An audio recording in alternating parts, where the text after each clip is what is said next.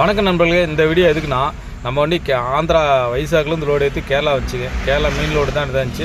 இங்கே பந்தலாங்கிற ஊரில் தான் இறங்குனுச்சு. இங்கே என்னாச்சுன்னா, வண்டி இறக்கிட்டு வாட்டர் வாஷ் பண்ணலான்னு சொல்லி கோட்டையம் பாறையிலையும் வந்துருந்தேன். இங்கே வந்து திருவிழா டு சங்கனாச்சேரிங்கிற இடைப்பட்ட கேப்பில் தான் இந்த டார்லிங் கார்த்திகா வாட்டர் வாஷ் இருக்குது.